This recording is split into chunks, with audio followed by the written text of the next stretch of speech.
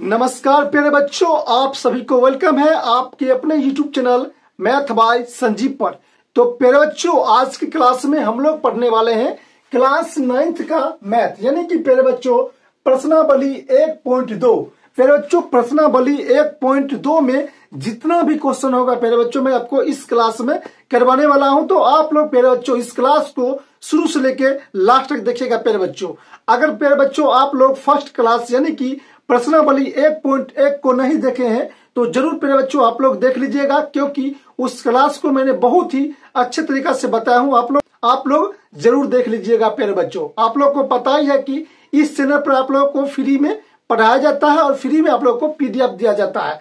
तो जो भी बच्चे लोगों को इस क्लास का पीडीएफ और आपको फर्स्ट क्लास का पीडीएफ चाहिए तो आप लोग जरूर इस नंबर पर मुझे मैसेज करिएगा, मैं आप लोगों को फ्री में पीडीएफ दे दूंगा प्यारे बच्चों। ठीक है, तो चलिए प्यारे बच्चों क्लास को स्टार्ट करते हैं। ठीक है, तो प्यारे बच्चों आप लोगों के पास क्लास 9th का यहाँ पर देख रहे होंगे, मेरे पास क्लास 9th का मैथ का बुक है। तो आप लोगों के भी पास प्यारे बच्चों मैथ का बुक होगा। ठीक है, तो आप लोग को करना क्या होगा, यहाँ पर देखिए लिखा गया है प्रश्नावली 1.2 आपको निकाल लेना है। ये जितना क्वेश्चन है प्यारे बच्चों आप लोगों को मैं बताने वाला हूँ, यानी कि प्यारे बच्चों ये क्वेश्चन आपको यहाँ पर दिखेगा। यानी कि देखिए जब वीडियो एडिटिंग होता है तब ये क्वेश्चन को यहाँ पर लगाया जाता है। ठीक है, तो आप लोग को यहाँ पर क्वेश्चन दिखेगा और यहाँ पर मैं आपको आंसर बताऊंगा। तो आप लोग प्यारे बच्चों अच्छे तरीका से देखिएगा। ठीक है, और अपने नोटबुक में उतारते भी चलिएगा प्यारे बच्चों। ठीक है, तो प्यारे बच्चों आप लोग के सामने आपके स्क्रीन पर फर्स्ट नंबर क्वेश्चन दिख रहा होगा। प्यारे बच्चों क्वेश्चन कह रहा है कि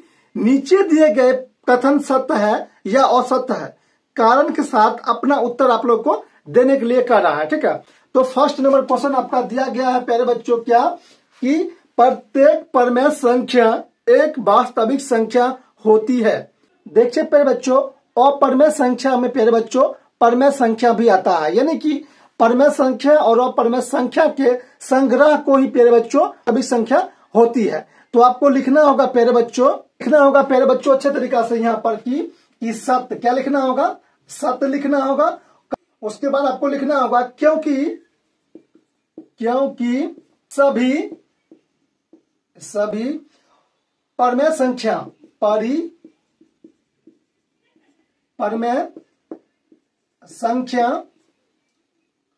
और अपरमेय संख्या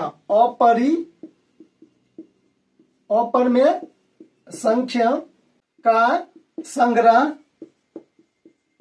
संग्रह ही वास्तविक संख्या होता है। क्या होता है, वास्तविक संख्या होती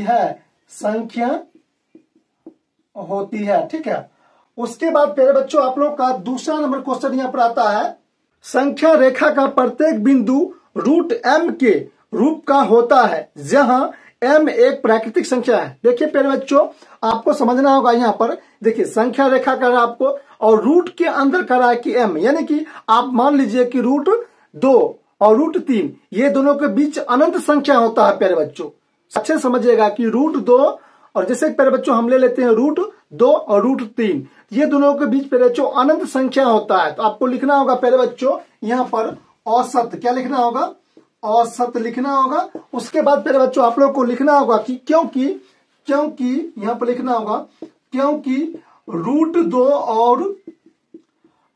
और रूट 3 के बीच अनंत संख्या होती है। अनंत संख्या होती है। ठीक है, उसके बाद आपको लिखना होगा इसमें प्यारे बच्चों क्योंकि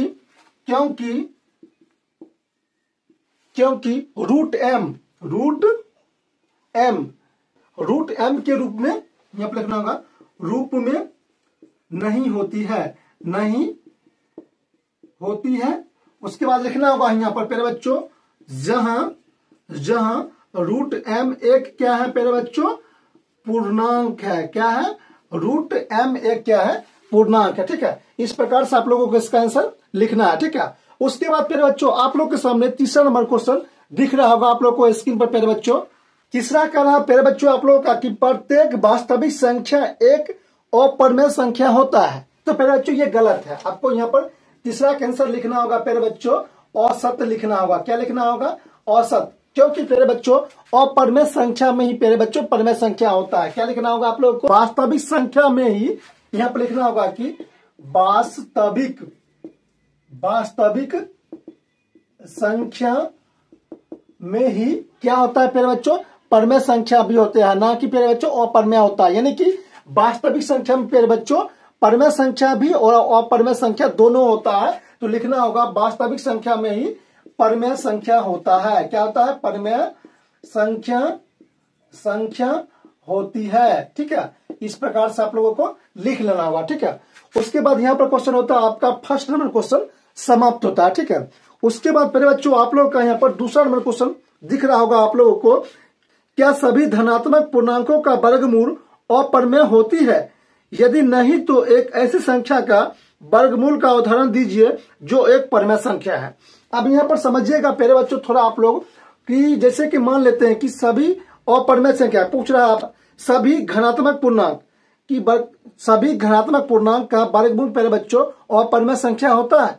नहीं होता है प्यारे बच्चों। कैसे नहीं होता है समझिएगा। जैसे कि प्यारे बच्चों हम यहाँ पर ले लेते हैं यानी कि दूसरा का आंसर है प्यारे बच्चों √4 लेते हैं। √4 ले लिए तो इसका वर्गमूल क्या आ जाएगा? इसका 2 आएगा। कैसे आएगा? तो यहाँ पर देखिएगा रूट के अंदर ये 4 है तो 2 गुना 2, और आपको पता है कि जब दो संख्या सेम संख्या बराबर अंदर हो रूट के अंदर और बाहर निकलेगा तो क्या हो जाएगा? 2 हो जाएगा। ठीक है, तो इसका आंसर क्या हो जाएगा? 2। ये देखिए 2 ऋणात्मक है या धनात्मक है? तो प्यारे बच्चों ये जो है आपका 2 ये धनात्मक है। ठीक है, याद रखिएगा ऋणात्मक क्या होता है? अगर प्यारे बच्चों इसमें अगर माइनस लगा रहता तो अब उसको क्या बोलते हैं? ऋणात्मक बोलते हैं। यहाँ पर क्या लगा है? प्लस लगा है। ठीक है, तो ये धनात्मक है। आपसे एग्जाम्पल में पूछ रहा है तो आप लोग लिख लीजिएगा प्यारे बच्चों। जैसे कि 1 से 9 तक ले लेते हैं। जैसे देखिए 1 ले लेते हैं √1, ये क्या है? ये अपरिमेय संख्या है। याद रखिएगा अपरिमेय संख्या है। उसके बाद देखिए √2 क्या है? ये भी प्यारे बच्चों क्या है? अपरिमेय संख्या। ठीक है, उसके बाद प्यारे बच्चों यहाँ पर लिख देते हैं आपको और √3, ये भी क्या है? अपरिमेय संख्या है। जैसे कि यहाँ पर √4 ये क्या है? ये परिमेय संख्या है। याद रखिएगा क्या है? परिमेय संख्या है। उसके बाद √5 ये क्या है प्यारे बच्चों? ये अपरिमेय संख्या। ठीक है, इस प्रकार से आप लोग इसका एग्जाम्पल देख सकते हो। ठीक है, उसके बाद प्यारे बच्चों आप लोग का सामने आता है यहाँ पर क्वेश्चन नंबर आ जाता है, तीसरा नंबर क्वेश्चन आता है कि दिखाइए कि संख्या रेखा पर √5 को किस प्रकार निरूपित किया जा सकता है। ये क्वेश्चन आपके लिए बहुत ही इंपॉर्टेंट है और आप लोग अच्छे तरीका से समझिएगा प्यारे बच्चों।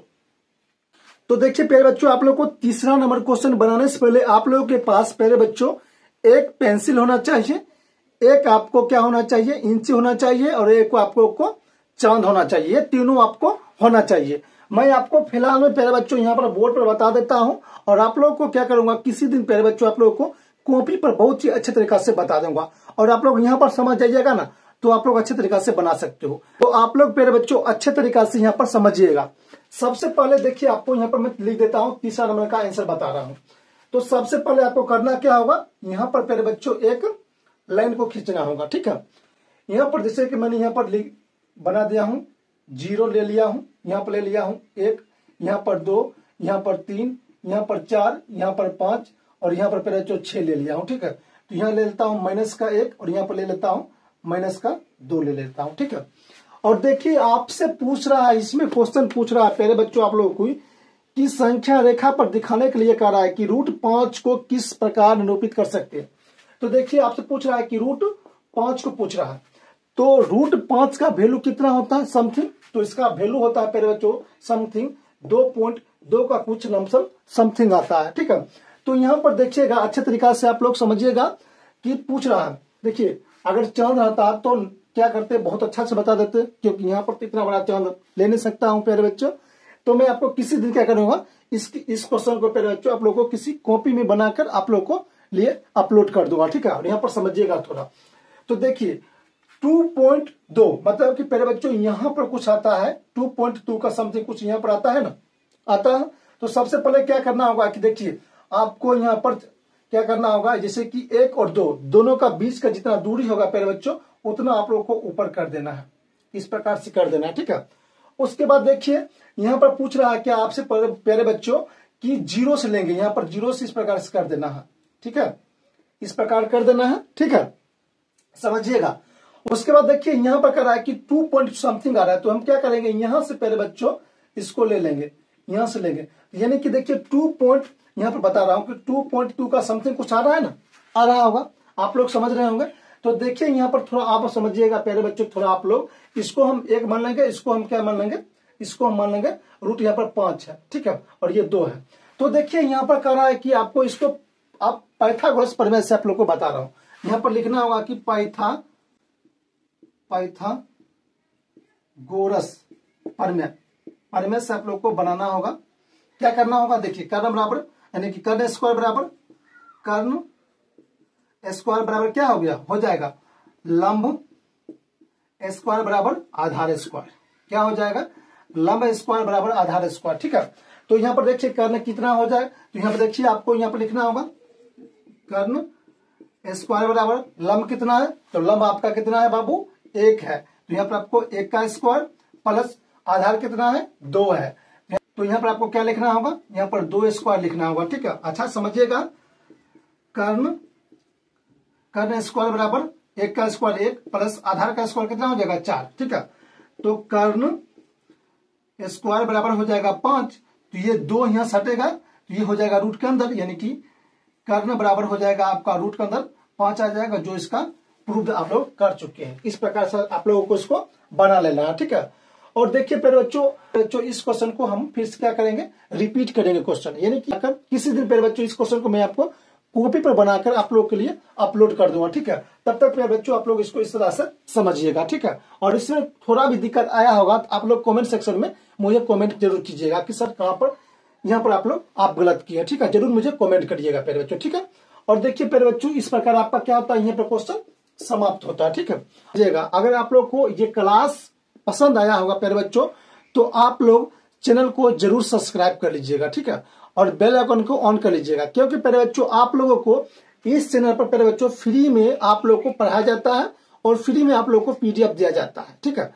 और देखिए आप लोग अगर इस चैनल से जुड़ जाइएगा तो आप लोगों को प्यारे बच्चों इस चैनल पर बेस्ट कंटेंट के साथ आप लोगों को पढ़ाया जाता है। और जो भी बच्चे लोग देख रहे हैं वीडियो को, तो आप लोग जरूर शेयर कीजिएगा अपने दोस्तों में, और जो भी बच्चे लोग चैनल पर आए हैं पहली बार, चैनल को जरूर सब्सक्राइब कर लीजिएगा, ठीक है।